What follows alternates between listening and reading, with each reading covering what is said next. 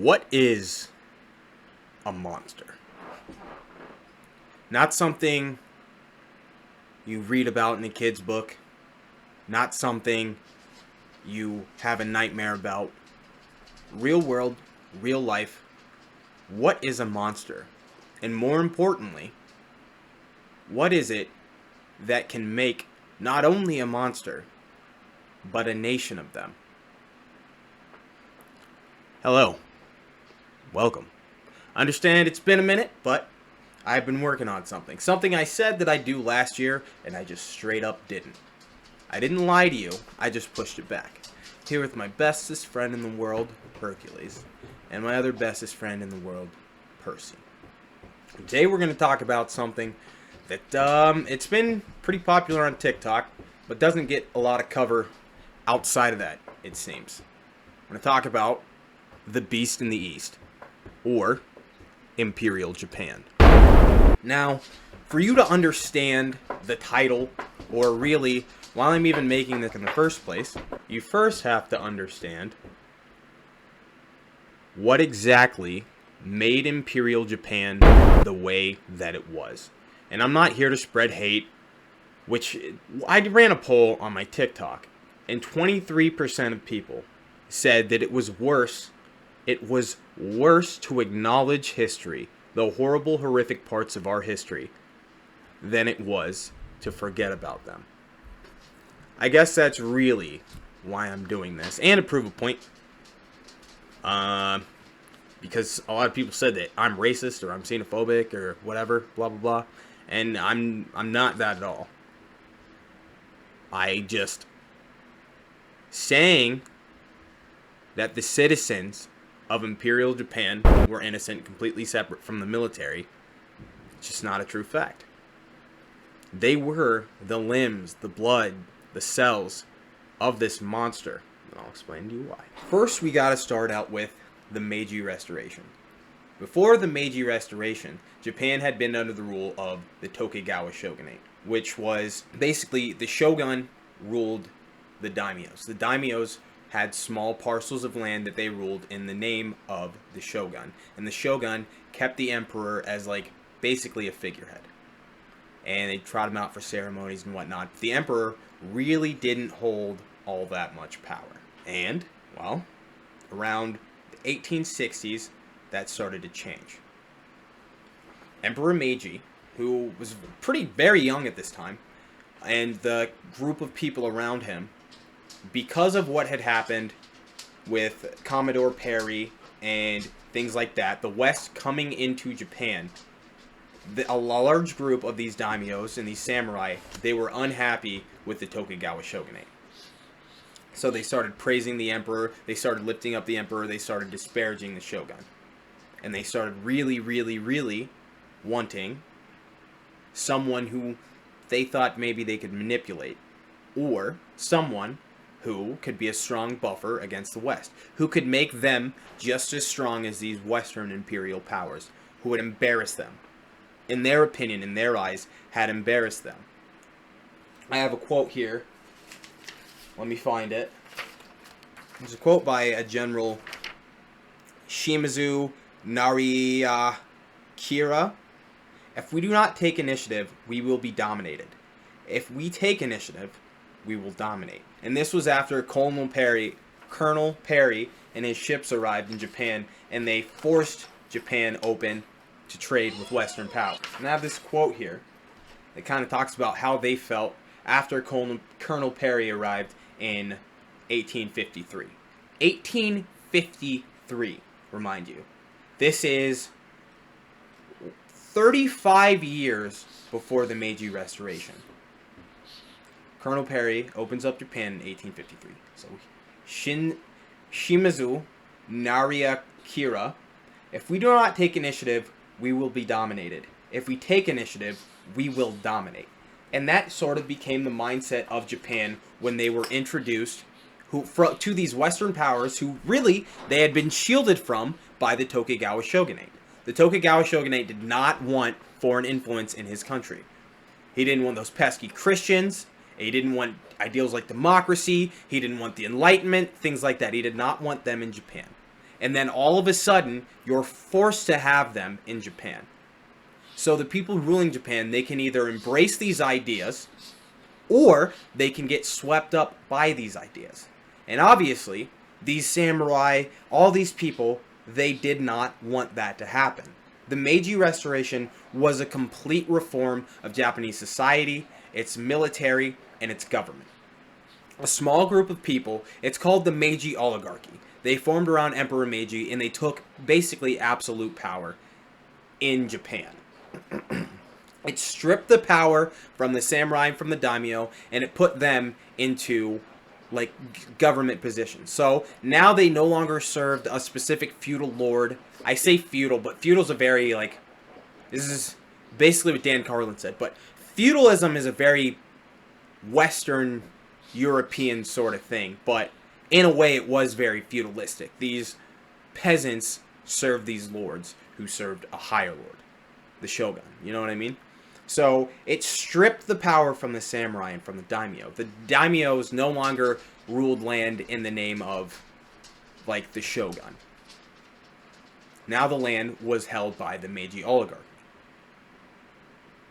And these samurai, they were given positions in the state. They no longer served their lord, they served the state. But they didn't hold the same power that they held under the shogunate in earlier times. Instead, they were doing things like teaching and like law and things like that. And some of them got very, very, very upset by this. And you have this thing, the Boshin War. It ended the Tokugawa shogunate completely. There was this group of group of samurai, and they really, they didn't want things to change. Obviously, there's a whole movie about it. Everybody's seen the movie. It's actually a pretty decent movie.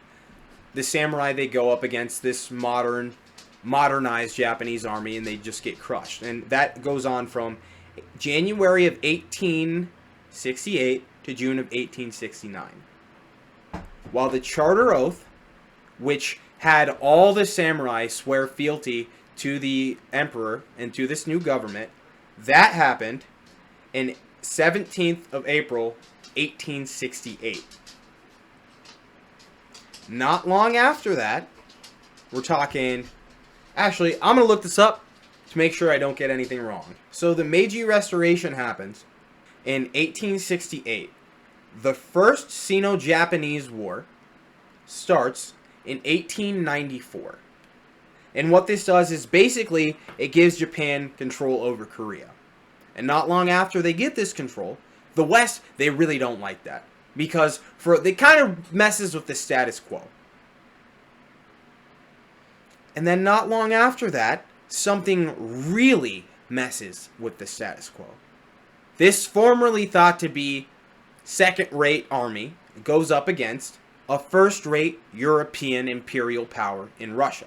And it beats Russia in the Russo-Japanese War. But still, they don't really get the same credit that other European powers would get. They don't really get the same sort of deal. It seems like the other European powers are against Japan in what goes down in the proceedings of this. And that same resentment drags into World War II, which Japan enters. They start doing it. They send missives to Great Britain in 1914 because they want to take possessions, German possessions in the Pacific. And there are some ports, I believe, in Korea that they want. Who else is getting big in the Pacific at that time? The United States of America. So even though they fight on the same side in the First World War, you can already see where this is heading. The West, they don't want, for whatever reason, the West, the imperial powers, they don't want to acknowledge Japan, and Japan wants a seat at the table. Now these old hard samurai, these fighting men, these warriors, that same culture that had existed in Japan this entire time, these men, they didn't die off, they just entered the new system. And they raised children in this new system. And they got married in this new system. And they glorified that old samurai mythos, that old samurai ideal, and they strived for that. They strived for something. The samurai were still fighting on horseback and swords while the American Civil War was happening. Like, the same samurai that would fight the Mongols on the Isle of Tsushima, on the Isle of Okinawa, I do believe, they would be fighting while America has its Civil War. That's not something that just disappears in 50, 60 years. That's not something that just goes away. And those same views, those similar views, sort of updated and turned to a modern way, would lead to the atrocities that Japan committed in the Second World War. But before we get there, we have to talk about World War I a little bit more. Another thing, since Japan got all these colonies, snapped up all this land in the Pacific, it justified them getting a larger navy. And it allowed them to get the largest navy in the world at the time. A larger navy than Great Britain, the United States, before it really started up in World War II. Another thing the First World War would grant them is a need for resources. Oil. That's it. Oil, iron, those are the really big. Steel. Really need that for that massive fleet you have for this modern war machine. Because it's believed, if you really want to be a world power, you need a powerful, powerful navy. And I guess that's like Germany in World War II, they had a great navy, and Britain had a great navy, and the United States had a pretty good navy, and they'll get a great navy, but not at this time. And the final thing that World War I got Japan was a foothold in China. Now, the whole Chinese Civil War was going on. The Chinese Civil War would go on from 1927 to 1936. And it would stop for a little bit. We'll see for why. And it would reignite 1945 to 1949. And in 31, Japan would invade Manchuria. And they would take over, basically take over Manchuria. And this, you know, this is where things get started. You got Wake Island, the Bataan Death March, attacking parachutists and downed airmen, bombing of Pearl Harbor, which was, now we were not at war. The bombing of Pearl Harbor was a completely unprovoked act. Invasion of Malay, bombing of Singapore. In China alone, between 1937 and 1945, due to the Imperial Japanese, 3.5 million on a low note, that's the estimate, would die. It's estimated 3 to 10 million murders. Murders. In Malaya, you got the Parit Song Massacre. I can't really pronounce that. 300 Allied prisoners were killed by the Japanese.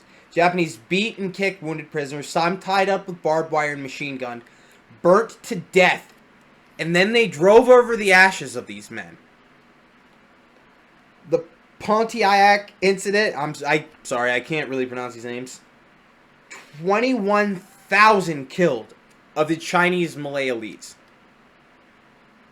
21,000. Burma, modern-day Myanmar, 600 to 1,000 murdered. They would just take groups of 4 to 10, blindfolded, bayoneted, and dumped in wells. Women and children raped, beat, and then murdered. In the Philippines, one of every person in the Philippines would die because of the occupation of Japan. The Manila Massacre, Japanese killed 100,000 plus citizens, civilians, after the Battle of Manila. Every time the Moros, who were a religious Muslim minority, they would they would fight against this brutal Japanese occupation. Every time they did, the Japanese would just round up a village, just massacre the entire village. The Pala Massacre, 139 prisoners massacred. Indonesia, 300 Allied POWs massacred. Singapore, Alexandra Hospital Massacre, 14 February 1942. Bayoneted, 400 plus wounded. Then they murdered, raped, killed nurses, 50 plus soldiers, doctors. The Bangka Island Massacre, 22 nurses, 60 soldiers killed. You can only imagine what happened to the nurses. Which brings us to China. The Changzhou Massacre, May 9th through 12th. More than 30,000 civilians raped and killed. The Nanking Massacre, also more famously known as the Rape of Nanking, mass rape, looting, and arson, lasting 6 weeks in the city of Nanking. It got so bad that a card-carrying Nazi, uniform-wearing Nazi, he allowed Chinese and other stuff into the SS building so they wouldn't be affected by this horrific slaughter, rape, and just wanton cruelty going on in the city. 40,000 to 300,000 Chinese were killed. Most agree 200,000. More than 20,000 cases of rape. More than 20,000 cases of rape in that incident alone. There was a massacre contest covered in the newspaper, famously covered in the newspaper, where these two officers, they were seeing who could get first to 100 kills with the sword. They got over 100 kills. But this was covered like we would cover, I don't really know sports, but like LeBron James in the NFL. It was covered to that same level. They looked upon this like they were heroes. And why is that? Why do people, what could take a people that glorifies that and make a system that people love that's what they strive to be? It's happened more than once. Sparta, for example. I know that's a long time ago, but that's really the only thing I can think of that compares. The entire system of Sparta was dedicated to the military. You were a Spartan man, you were a soldier. It's basically the same thing in Japan. If you could fight, you fought. In school, they taught you small unit tactics, like medicine, that sort of thing. And they taught you were better because you were Japanese. And I'm sure that same thing has happened all over the world. I understand that. I'm not saying Japan is particularly evil. I'm not saying Japan is the only bad place in the world. That's not what I'm saying at all. What I'm saying is that it did happen in Japan. And the civilians, the citizens, loved it. Because before the Meiji Restoration, under the Tokugawa shogunate, they were little better than slaves. They were little better than slaves. Samurais could cut their heads off.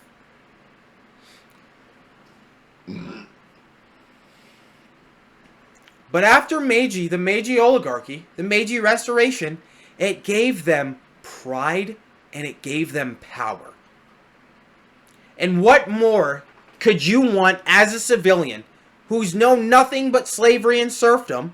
What more could you want but a little bit of pride and power? And your military, your navy, what you are able to do to people gives you that. And the military, for the lower enlisted, was very, very brutal. Especially when you mix that with the honor system that they had. Everything was about honor. So if you failed, you got beat. You got punished severely. In what their boot camps, they bayoneted living prisoners. That's what they use as bayonet practice. Before they were soldiers. I know people like to say that we didn't need... Oh, we'll get to that. Because there's one thing that I haven't talked about. And that's Unit 731. And that's just part of Japan's biological weapons division. Unit 731 was the big nasty one. They experimented on prisoners of war and on it was established by Emperor Hirohito himself.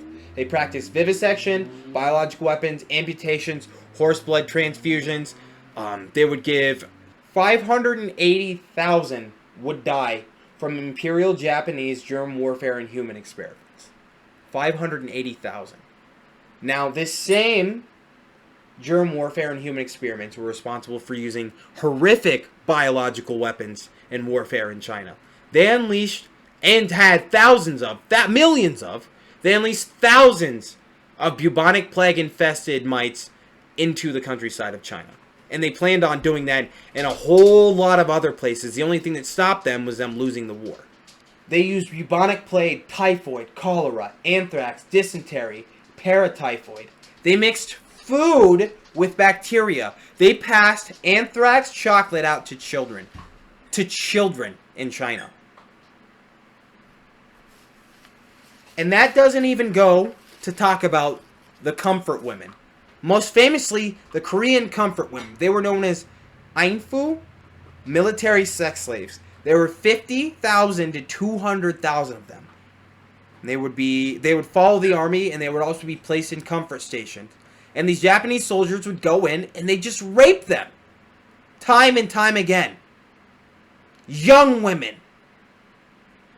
All kinds of women, but young women as young as 13. Mostly from Korea, China, and the Philippines, but also Burma, Thailand, Taiwan, anywhere in the Pacific the Japanese Empire touched down. They took comfort women from, as well as committed these other atrocities. And I'll show some pictures in the end of this. But just to wrap this up, I'm not saying Japan now is evil. I'm not saying that we should punish all these people now. I'm not saying Japanese people are bad. I'm saying when we start lying about history and the facts of what actually happened, it just makes the conditions right for it to happen again. That's all it does. Lying about and distorting history to make your group, your politics, whatever, it doesn't help anybody. No matter what side you're on, no matter what race, religion, ethnicity, creed, that should not come above the objective truth. The whole world said, after the Holocaust, never again. Never again would we allow such a heartless, horrific, terrible, needless taking of life to occur ever again. And yet it's happened. Time and time and time again. It's happening now. All over the world. Most specifically, in China. What's happening to the Uyghurs? And I'm not saying the Chinese people are evil, but I'm saying what their government is doing is a crime against humanity. And every single one of them needs to be called out. It doesn't matter where they occur. If we remain silent about any of it, we justify all of it. And none of it's okay. None of it's okay. God bless. Stay motivated.